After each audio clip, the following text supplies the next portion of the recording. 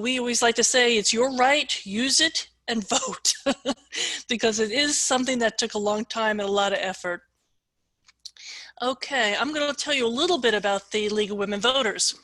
We're bipartisan, which means we're neither Republican nor Democrat.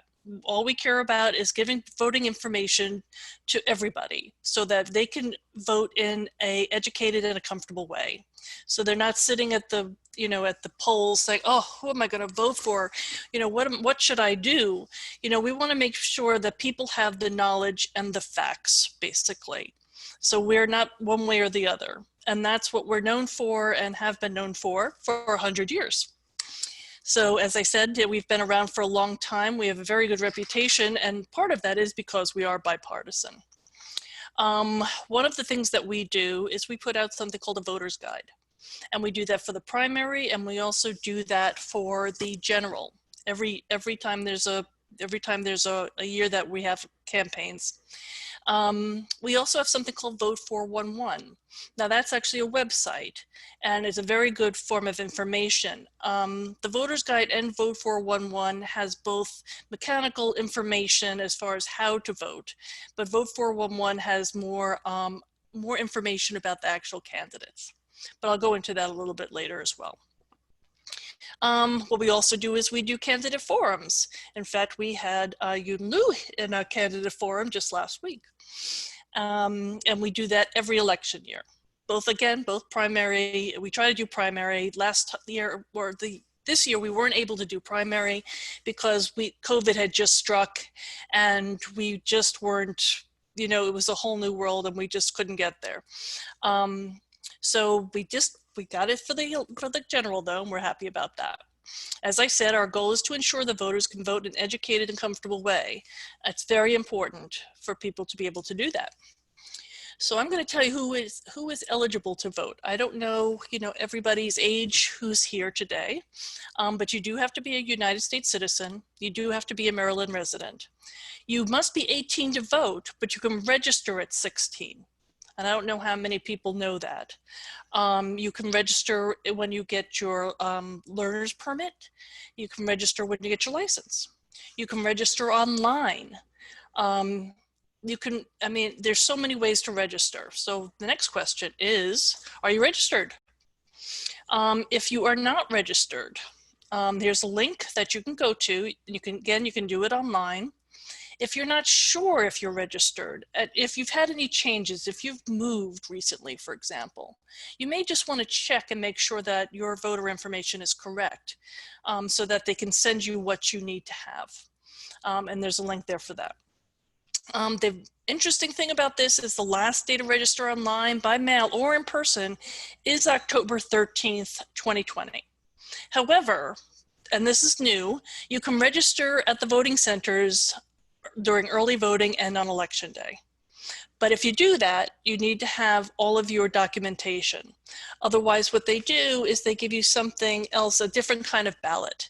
And it will still be counted, but the provisional ballots are counted last, and they take more time. So we do recommend, if you do decide to do it, when you go to vote, make sure you have all the information that you're required to have, like maybe something with your address on it, a license, some, proof of ID, that sort of thing. Okay. Ways to vote in the 2020 general election. You can vote by absentee, which is the same as a mail-in ballot. You need to request the absentee ballot by October 20th, 2020. You need to have to mail the ballot back by November 3rd, 2020, or put it into a ballot box, drop box, by November 3rd. There are 9 drop boxes throughout the county. Most of them are pretty, located near somebody, pretty much. 6 of them are already available. There will be 3 more available come, I think, between the 15th and the 17th of this month. And you can also bring it to a voting center. If you choose to do that, there will be judges there that will take your ballot and put it in a special bag so that, they'll make sure that it gets where they need to go. So you don't have to worry about filling out a provisional ballot or anything. If you choose to do an in-person vote. The early voting is from October 26th through November 2nd, 2020. There are 5 voting centers for you to do that in. And of course on election day, which is November 3rd, and there are 17 voting centers. And the thing I need to mention about this is that you can vote at any of those voting centers. You know, usually what happens is that you have a polling place that you're assigned. Well, this time you're not assigned to any place. So if you want to do early voting, you can go to any of the 5 voting centers. And if you are going on election day, you can go to any of the 17. You don't have to go to one or the other. You can go whatever's most convenient for you. For whom or what are you voting for in this election? This election is a general presidential election. So obviously you're going to be voting for the president. You will be voting for U.S. representatives. You will be voting for a circuit court judge here in the county. You will be voting for Board of Education. And you will be also voting on some ballot questions, both state and county. If anybody has any questions about that or about the locations of the ballot boxes or of the early voting sites or the election day sites, let me know. I have all that information. We can talk about that at the end. Who will be on the ballot in 2 years? As you can see, there's a lot of people who are going to be on the ballot in 2 years. 2018 was a huge year also, and so is 2022 is also going to be a very huge year. You've got the governor, you've got the Maryland Attorney General, the comptroller, excuse me. You've got U.S. senators and representatives who will be on the ballot. You have Maryland senators and Maryland delegates who will be on the ballot. You will have your county executive on the ballot as well as your county council folks. And then of course, there's a few others also that the list would just go on and on basically, but there are a lot of people coming in on 2 years. All right, how do you find out about candidates? Everybody should know who they want to vote for. And, you know, again, we want to be able to get that information into people's hands. The League of Women Voters has, as I said earlier, a voter's guide. And that has all of the participants. Anybody who's running is in that voter's guide. And we give them questions to ask. We ask them questions to answer. And you get to see how they answer those questions. So it can be very good information. As I said also earlier, we have vote411.org, which is you put in your information and you get back like your own ballot. So it tells you exactly what you would be voting on. And that also has questions for the candidates that, you know, you can look at and figure out, you know, what they think about things and whether or not you agree with those, you know, those thoughts. Our candidate forums. We are not the only ones that do the candidate forums, so you can probably go to several candidate forums besides ours.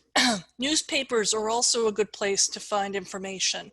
A lot of newspapers put on their own, obviously it's not a candidate forum, but they may send out questions to candidates to have them ask the questions and again, you know, find out the answers. Candidate websites are very good to find out where people are, or their Facebook sites, to see, you know, how they're commenting on things, you know, what their views are, you know, in terms of how they're answering people's questions if they're being asked. Debates, another great way to find out information about candidates. Unfortunately, the debates at the presidential level have been a little sketchy this year. Hopefully the next 2 will be a little bit better, but generally it's a good way to find out information. Google. You may find on your ballot this year, there's a couple of judges that they aren't running against anybody. They are continuance. So the question is, you know, should, you know, XYZ continue in this job? Well, it's very hard to find information because they're not competing against anybody to get information. So what I did myself to see whether or not I wanted them to continue was I Googled them. And I got a bunch of information that gave me, you know, what I felt was enough education to be able to put yes or no on those questions. Voting records. Not everywhere you can find voting records, but just today, just for a lark, I went to look for John Sarbanes, who's a US representative, his voting record. And it's out there. So you can absolutely find out what people's voting records are, you know, assuming that they have actually, you know, obviously been in their job. So that's a good thing to do. And there's ratings from other groups like the League of Conservation Voters. If you're into, for example, if you're into environmental issues, the League of Conservation Voters gives each candidate a rating between 0 and 100. So let's say you've got a candidate who's only 50%. You may not want to vote for them if you're very interested in the environment. But if you have somebody who's 95 to 100, then you know that that person is basically thinking the same way you are, so you may want to vote for them. And then, of course, there's endorsements. You can always check who got endorsed by whom. That's another way to go. So there, as you can see, there are several ways to get information about candidates. And I'm going to go from there. Why is it important to vote? And I say this to the younger people because I don't think they're always as on board about voting. I mean, some of us older folks, you know, we've been doing this for so many years. It's part of what we do. But it's your right is the first answer to that question. It's also your voice in government. You know, you want to make sure that you're being listened to and that the things that are important to you, you're voting for people who are, you know, who share the same views as you do. Obviously, it gives you the opportunity to affect change. If you find the right person and you vote for them and they come through, they may make the changes that you're looking for. So that's, you know, a very important thing. And also you're part of the discussion. You know, if you don't vote, you know, you don't know what's going on, it makes it really hard to go forward in terms of, you know, what's happening in the country or what's even happening in the county. You know, and one day you may find that you need that. You know, we say that it's also important to vote for the whole ballot, not just some of it. I think people look at the president and think, oh, that's really important, I have to do that one. And maybe they don't go all the way down to the bottom, but the local races are very important too. You know, people think of this as being sort of trickle down, but the truth is it's actually trickle up. I mean, you start at the local level and you work your way up, because that's actually how people move. I mean, you've got maybe somebody who's part of the county council, maybe they become a delegate, maybe they become a senator. So you want to be following these people that you trust, basically, in their careers. Okay, now there's some resources here. Obviously our voter guide, which is already out. You can see our website and here's a link for that. We also have something called a voter fact sheet. Because this has been such a confusing election, so many things have changed, that we've got a one-page, you know, front and back, if you actually print it out, information on everything. In fact, I'll show it to you. This is it here. And it has everything on here from registering all the way to, you know, how to get an absentee ballot. Everything from what do you do with that ballot? How do you fill it out? Everything. Where do you drop it off if you want to do it on a drop box? Where do I go to in-person voting? It has everything on there. So, you know, you may want to just, you know, go on our website and print that off, just so you know, again, all the ins and outs of voting in this kind of complicated 2020 election. And then, as I mentioned earlier, we also have Vote 411, which is really a good source for getting candidate information. Okay, are there any questions? I know that was a lot of information. So if you have any questions, you know, please let me know. Yes. Hi, Sonia, if I may, I have two questions. Sure. Because there's no questions at this point in the chat box. So, well, I'm glad to see everybody so educated. That's great. Yeah, if there's any question in the chat box, I will let Sonia ask questions on behalf of our audience and send the questions to you. My first question is, would you briefly discuss about electoral college versus popular vote? Okay. The popular vote is one vote per person. basically. The Electoral College is a group of, well, it was originally developed when the founding fathers created this country. And the reason it was founded was because in territories, you know, throughout the country, there were less people in these, you know, in these states, and they didn't feel like they were getting, you have California, for example, that has, you know, millions of people in it. Maybe you don't have a million people in, you know, Wyoming. And the thought was, you know, you want to at least have, you know, a fair representation, basically. And that's why the Electoral College was done. Personally, I think it's outlived its usefulness. I don't believe that the reasons that it originally was done are still valid today, but we still have, it's still there. And a lot of people want to see it go. And there are several states now that are trying to get, for example, if California goes all Republican, for example, that's who wins, they get the most votes, then the Electoral College has to vote that way. So all their votes go Republican, for example.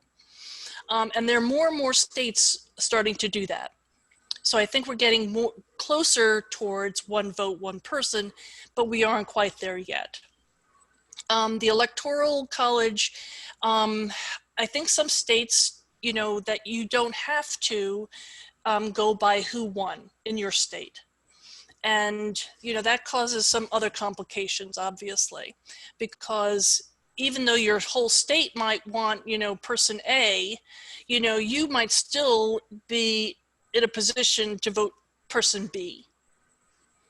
And that, you know, again, that can cause problems. In the states that do require you to vote the way your state did, your population did, there used to be a problem with people saying, oh yeah, sure, I'm going to do that. I'm going to be an electoral person and I will do this. However, they weren't. So the Supreme Court just recently actually put down a measure that says if you are part of a state that says that is the rule, then you have to follow that rule. So that's good news, that people have to follow what the rules are. Elections have been decided, including the 2016, and I believe the 2004 were both decided by Electoral College votes, which is unfortunate. And I think, you know, that's why a lot of people don't feel the need for it, because really, at least in my opinion, it should be one vote per person. I mean, we're the populace, right? I mean, they're out there to serve us. So it may not be quite as fair as it should be. Let's just put it that way. Yeah, I was thinking about Al Gore versus President Bush as well, back in 20 years ago already. Right.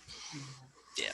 Second question from me is, would you talk about census versus elections? Why census is important in congressional seats?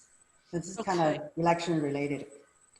Sure. The census is important because it's all about money, pretty much.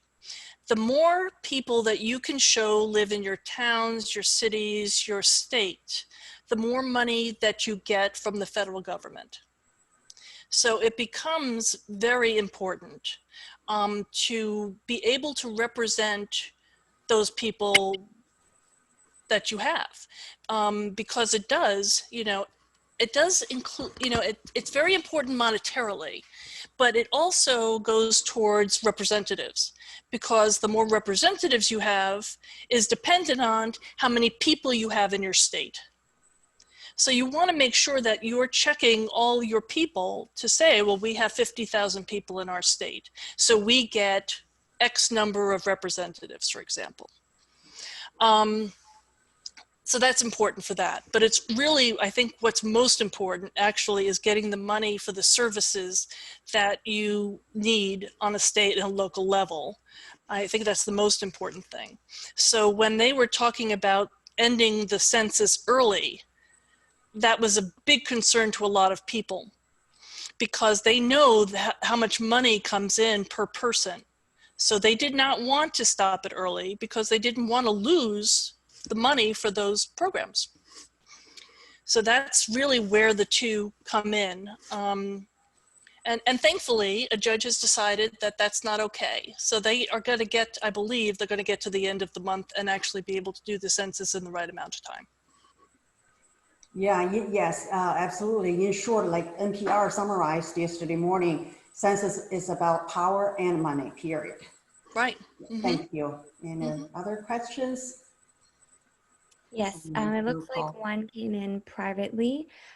So Yu Chen asks, why don't we require everyone to provide an ID to vote? It seems it should be obvious, and doesn't understand why the reason behind not having that in place. Okay, I believe the reason is because we don't want to make it difficult for people to vote.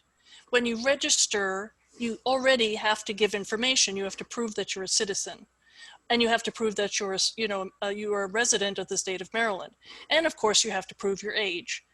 So when you actually go to vote, it's not required that you also give, your identity again. Mm-hmm. What that ends up doing is creating difficulty in voting. And another word for that or expression for that is voter suppression. Mm-hmm. There are states that are doing their darndest to make sure that, for example, on absentee ballots, now they're requiring witnesses. Mm-hmm. We don't want to do that as a state. We want to make sure that people can vote. I mean, obviously, again, you've already given that information when you registered. Mm-hmm. So why should we then, ask you to jump over more hoops than you need to in order to vote? Mm-hmm. What's a good, I'll give you another example. When the primary came, and everybody who was registered got an absentee ballot or a mail-in ballot, I think is what we were calling it at the time. All you had to do was fill it out and mail it back. This time, there were so many groups that begged Governor Hogan to do the same thing, to just send every registered person a ballot. Same idea, same thing as with the primary. Well, he refused to do that, unfortunately. So instead, he put these, he sent these application for ballots instead, which just ended up muddying the waters, so to speak, because a lot of people had already decided they were going to go get their ballots early. So they did. They went and got their absentee ballots, and then, they had been told that, the ballot request had been accepted. And then suddenly this extraneous form shows up, and they're saying, well, whoa, wait a minute, what do I do?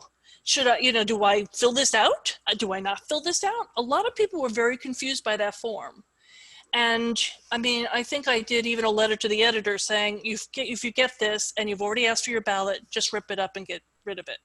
So that's another form of making people jump through hoops to get to the vote. I mean, going back to what I said earlier, it's your right, and it shouldn't be hard to vote. That's, that's the key to this, I think. Yeah, I think it's the same system in Virginia as well. So I'm actually, I split my time between Maryland and Virginia. And so I actually voted in Virginia this year. And they also did the same thing where they mailed you a form where you can apply to vote absentee. It's either that or you can, directly just apply online. So no matter what, though, you still get a form where you have to apply. And I just thought that was an interesting way of doing things and definitely adds a little bit of that barrier. If you're going to mail something, you might as well just mail the ballot, Mail the ballot, right. Why spend the money and the time, to send that application? It just, it was an extraneous thing to do. There was really no reason for it. And it's more bureaucracy for them anyway. Like they have. That's right, exactly. Right. So yeah. Incredible, but I got it done. I got the absentee ballot, and in terms of like filling it out, it was pretty straightforward. But yes, it did say that you have to have a witness, which I also was surprised at because I'm like, what if you live alone? Like, what if you, But then I did Google, and I think one article mentioned this year you don't necessarily need to have one because of the pandemic or something. And then they're like, but as long as you have to seal it, because it's so complicated, you have to seal it in an envelope inside another envelope. But if you don't do that, they're not going to Exactly. And you know, what's funny is, again, every state is different. You know, Virginia made you put it in envelope in an envelope. I mean, here, what you had to do, I mean, they basically, the ballot was kind of the envelope. So what you had to, you filled out your ballot, and then you signed your ballot, and then you flipped the thing, pulled it off, and that sealed it, and you were able to do whatever you were going to do with it. We've been recommending to everybody to put them in the drop boxes. And I'll tell you why we've been recommending this. For one thing, you don't have to wait in line. So you don't have to worry about, you know, being in line with a bunch of people and, masked, and are you socially distanced enough? You know, you don't have to worry about any of that. You're good. You just put it in the box. The other good thing about it is that you can still track your ballot. There's a website where you can track your ballot all the way through the system. So if you put it in the box, it's still trackable. And the best thing, I think, is it's got security. There are cameras on the boxes. And people are watching those cameras to make sure that nothing funny is going on with those boxes. So, you know, I think we all know where the post office is right about now. You know, we're not sure, you know, how effective they're going to be. So it's another way of bypassing that potential hurdle. Is putting it in the boxes. I didn't realize at the time that when I asked for my absentee ballot, I asked for it to be emailed to me. And what I didn't know at the time is that if you ask for it to be emailed, yes, you get it. And I did, and I filled it out and I signed it and I had to put it in the envelope and the usual things. But when the Board of Elections get that, because it's not standard size to a regular ballot, somebody has to go and basically put that information on a regular ballot anyway, which I was not aware of when I did that. I obviously am now. And, you know, when we started telling people to get their absentee ballots early, you know, that was one of the things we said, don't, you know, ask for a regular ballot, don't ask for it to be emailed.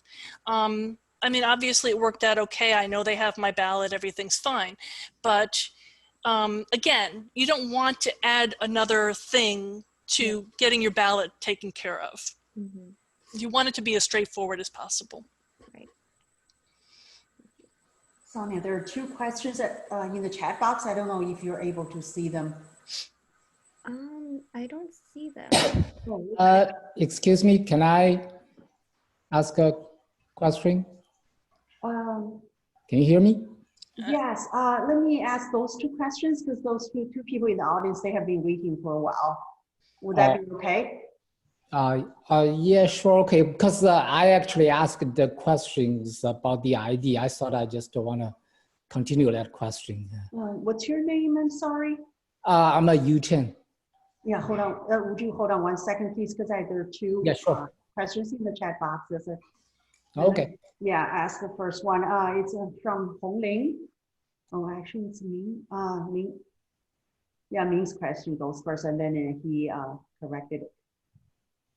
His question is, Dr. Ming Du. His question is, I'd like to know to what extent our government goes to make sure that there's no vote fraud or mistake, should be mistaken, maybe at local level, that what measures government has in place to prevent it. Okay, as far as fraud, I mean, there's a couple of things I'm going to ask here. Do we mean fraud by absentee ballot, or do we mean fraud, you know, with people out?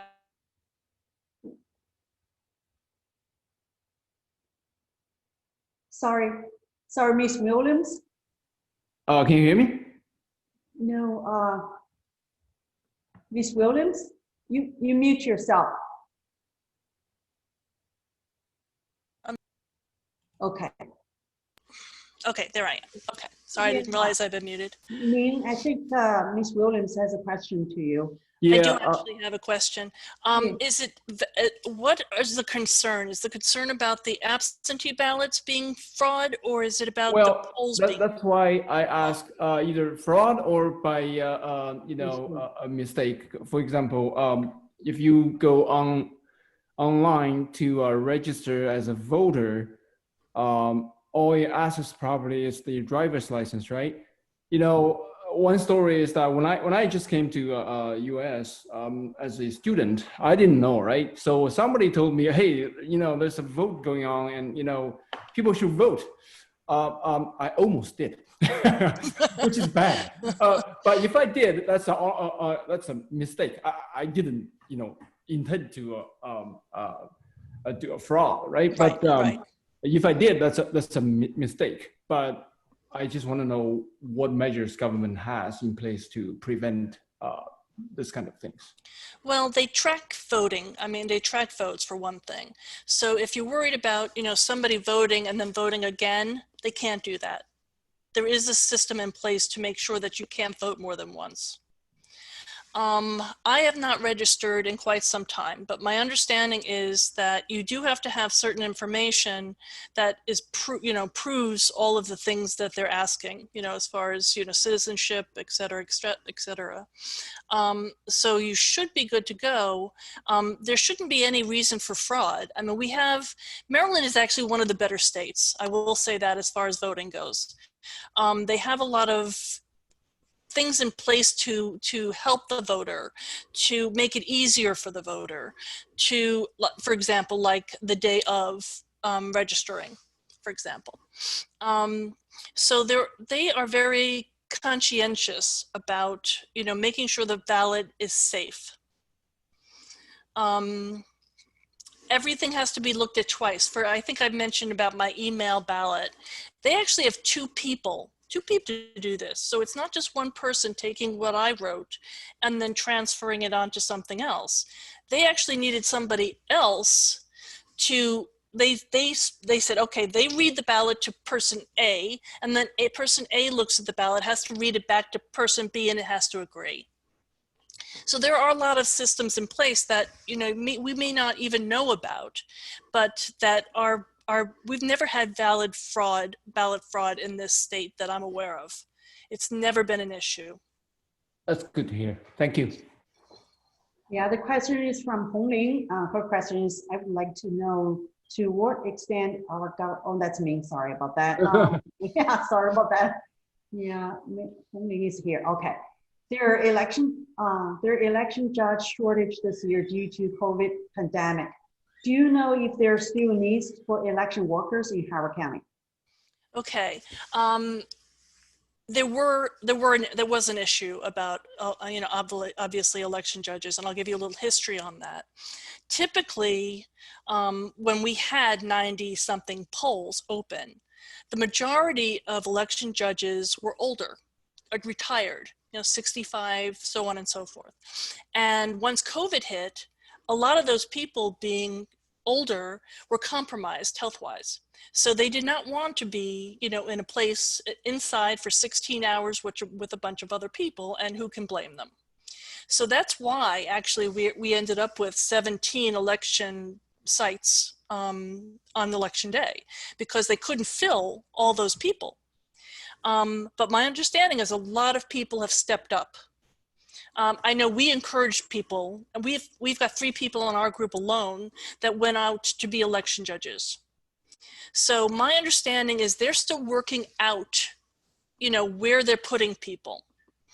You may want to go to the Board of Elections site and see if they're still taking people, or fill in a form if that's what it does. They should let you know whether or not they need you or not. But my understanding from Guy Mickley, who's the head of I'm assuming everybody's from Howard County here, the guy who's the head of our Board of Elections, seemed to feel that he had it under control.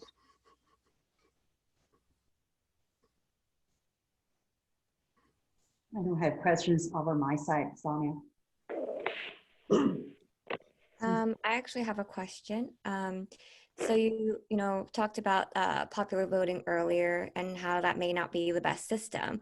And I have heard of alternative voting systems such as the ranked voting system or ranked preference voting, where essentially, you choose your top choice, second choice, third choice. And then if, there's no majority first, it goes to the second, and and then there's also, I guess, some other ones that I can't think of right now. I think there's, approval voting, which allows voters to cast votes for as many candidates as they like instead of just one. So I'm wondering if you have encountered, countries where, you know, other systems are in place and may be better suited to what actually, like, reflecting the population's choices. Right. I'm sure other countries do it slightly differently than we do. Mhm. You know, unfortunately, we're a people that like things the way they always were. So I'm not sure how well making a drastic change like that would be taken, whether or not people would accept that, or, you know, people would say, oh, that's fraudulent, you know, we don't know anything about that, you know, that sort of thing. I think that would probably cause issues unless we, you know, unless we do this slowly. And, you know, we figure, like, for example, we get rid of the electoral college maybe, and maybe somebody else puts something else in place, you know, either instead of it, or, you know, tries to move around and think about better ways for us to vote.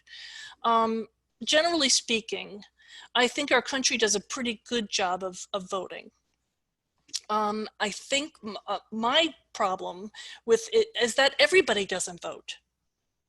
You know, it saddens me actually when I find out that people aren't voting. We have been spending time, which the league has never done. We've been going out to farmers markets in different places, giving people information. Because again, it's such a confusing election. We want to make sure everybody knows what they're doing. And what we found was that people thought they knew what they were doing, and then found out that I'll just go to the place I always go to, or they'll send me a ballot. I mean, a lot of questions got answered, but, you know, they didn't, if we hadn't talked to them, they might not have known that. But voting in general, I think you know, I wish there were more people voting.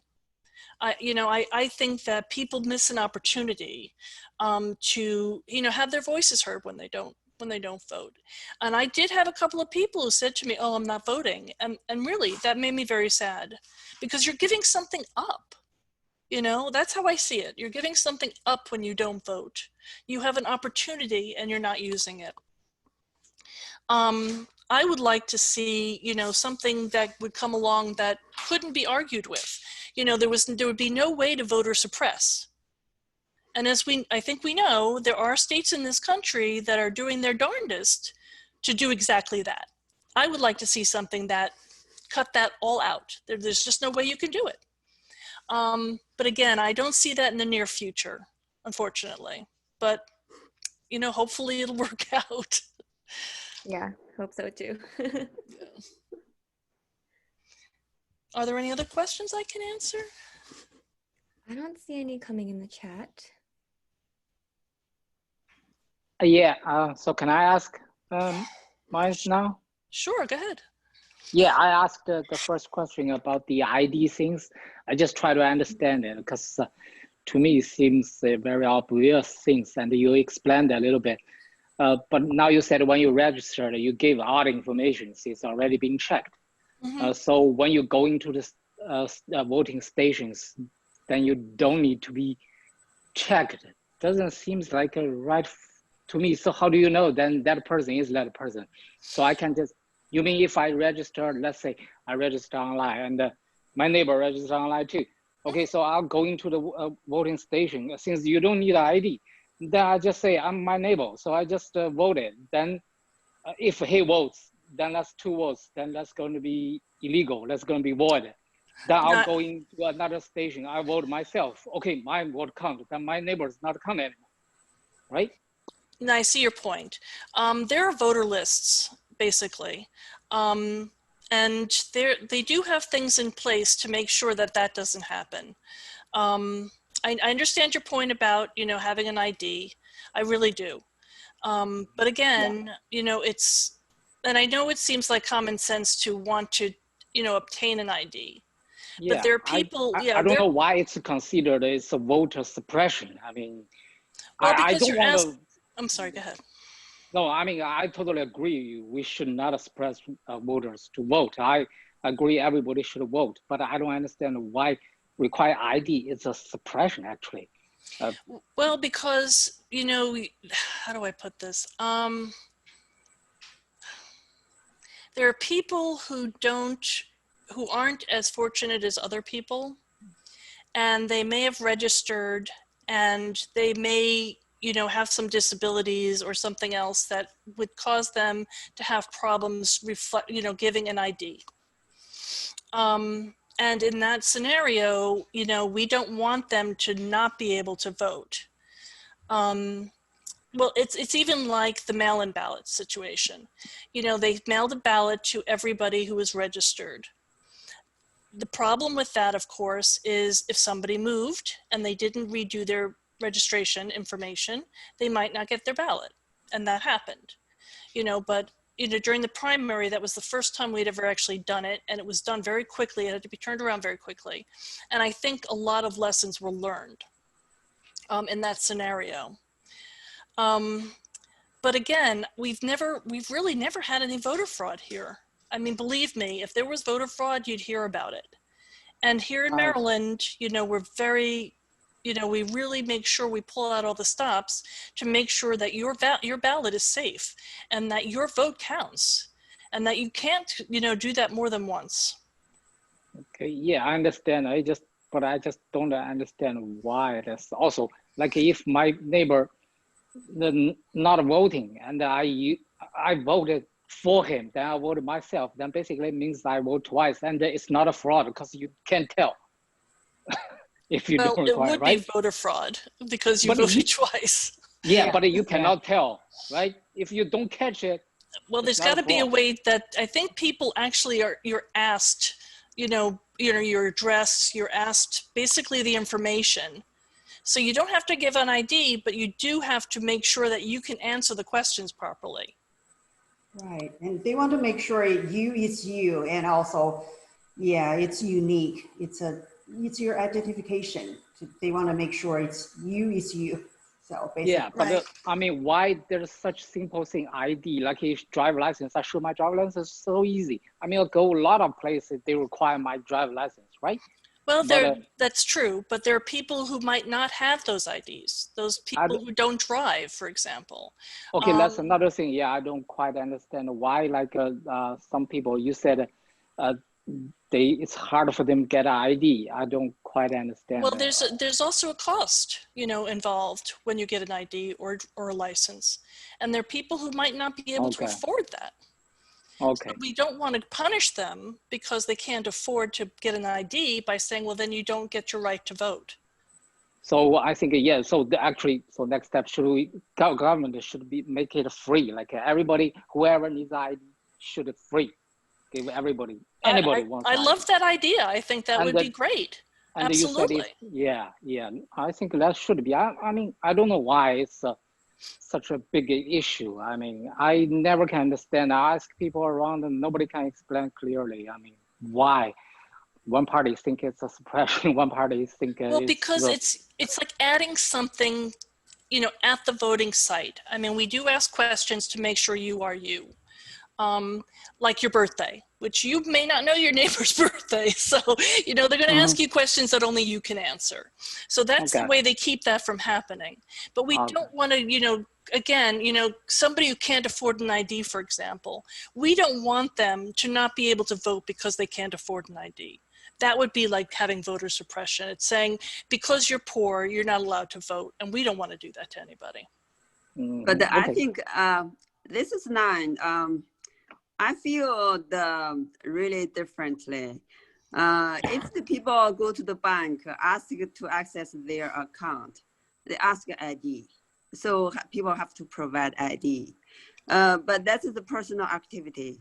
Now we are like a very important vote for president, for senator, for Congress, for local government. It's very important stuff. It's no joke.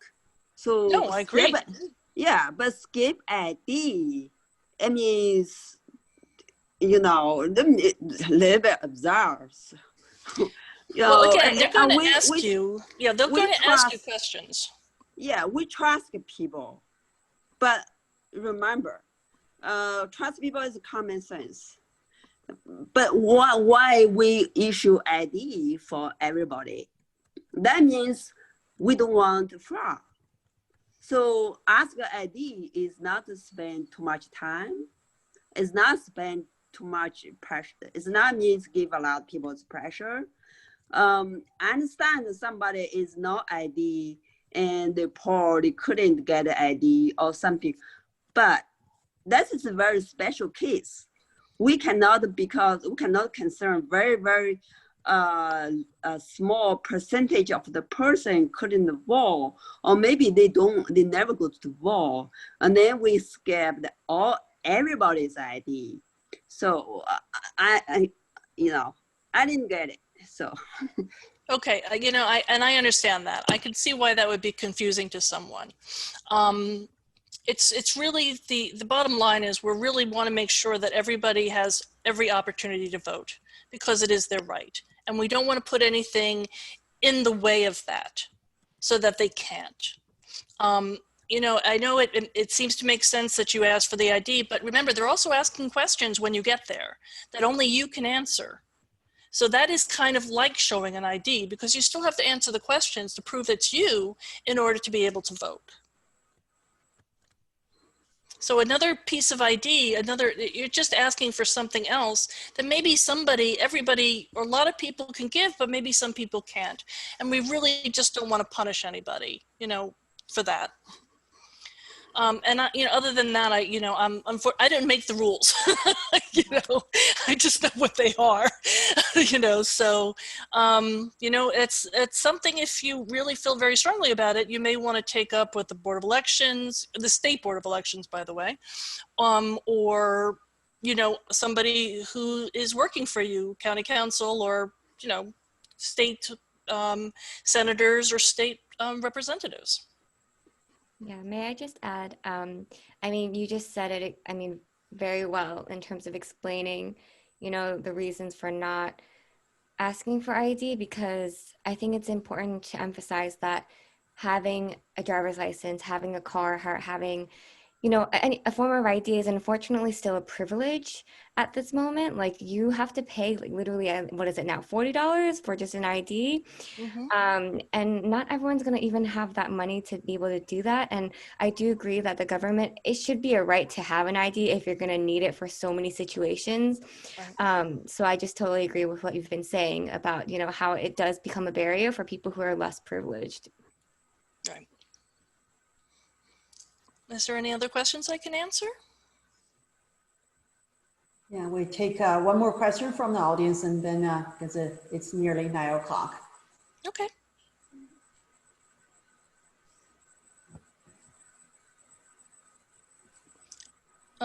If there's no questions, does everybody know where they're going to vote? Does everybody have a voting plan? Everybody know whether or not they're getting absentee ballot, if you're going to mail it, if you're going to drop it, are you going to go in person? Are you going to early vote? We're asking that question these days. Do you have a voting plan? Do you know exactly where you're going to go and how to get there and what times they're open? All that other good stuff. Yeah, actually there's an article published on Howard County Times last week about specific drop-off box locations, and also actual physical voting places. Good. Okay. The half-page thing. It's very user-friendly, but I'm going to mail it in or drop it off. Yeah. So. Mm-hmm. Yep, that's the best way to do it. Yeah. Everybody else, what's your plan? Well, Sonia, you said you already voted, right? Yes. Yes. And they even give you like a "I voted absentee" sticker. Oh, that's nice. Yeah, it was nice. That's great. I was like, oh, no more stickers if we vote absentee, but actually they do give you one, at least in Virginia. Yeah, that's great. I don't think they're doing that here in Maryland. No. But that's unfortunate. I think that's wonderful. That's great, because people really take pride in those stickers. Yeah, exactly. Yeah. I know somebody who is so basically, is such a voter that her children actually, after they vote, have to show, take a picture and show them their sticker to prove that they actually voted. Wow. Yeah. Anybody else has any question or would like to share your experience or plan for voting? Yeah, I have my ballot, but I'm still planning to go to the voting place. I like the ritual. I like to bring my kids there. Mm. That's good. I used to do that with my son. is bring it, because I think that, you know, instills, you know, something in them that they understand that this is important and this is something that you do. So I think it's great that you're bringing your kids. That's really great. Which one is close to you, Hongling? I think the Reservoir High School. Oh, okay. Or maybe Wild Lake. It's probably close. I mean, same distance. No, okay. That's an early voting center as well as an election day center. So that's Yeah. cool. Yes. So I have a little bit other questions. That's also related to vote. Is Harbor County, what's the percentage vote for like the general election, like this year? It's, you know, every year it changes a little more, and primary years are very different than general election years too. So it's really, really hard to say. I think this election, I'll give you an example. The mail-in ballots that were put in for the primary had a higher percentage of return, even with the ones that got rejected for the, you know, not having an address or the correct address or whatever. They still got more in than ever before. So there was, you know, there was a plateau there. Yeah. I suspect this is going to happen this year too. I think a lot of people are very interested in voting this year. I think they really feel it's very important. I hope they do. And I think we're going to see a lot more people out there than, you know, than usual. I don't think there's the same sense of complacency that we usually see. You know, there's an expression, get off your complacency and vote. So I believe that's right. Yeah. Thank you. You're welcome. Any other questions? It's 9 o'clock exact. So. Okay. Well, I hope everybody enjoyed it. I hope it was useful, informative, and, you know, you see we have our website up there. You know, feel free to, you know, if you have any questions, you know, we do have a spot on our web sheet for questions, and I'm pretty good about turning those around very quickly. So if you have any questions, if you want to vote, you know, do the vote 411 to get information or see our voter guide, you know, please, you know, feel free to go to our website. That's what it's there for. Sonia, could you conclude the program, please? Yeah, sure. Well, I personally thought it was really helpful, just because I know, you know, some people in Maryland who haven't registered to vote or haven't even thought about it. So I feel like I'm definitely better armed to, like, you know, educate them on how important this is, even if they personally haven't really thought about it. But yeah, I really appreciate your time and your willingness to answer our questions. So thank you so much for your... Oh, it's my pleasure. Thank you for having me. Thank you very much. Thank you very Ms. much. Williams and Sonia, could you please stay after everybody in the audience access the meeting? Thank you. Yeah, Thank Thank you you. all very much for participation and also great questions. Thank you. Thank you. Thank you.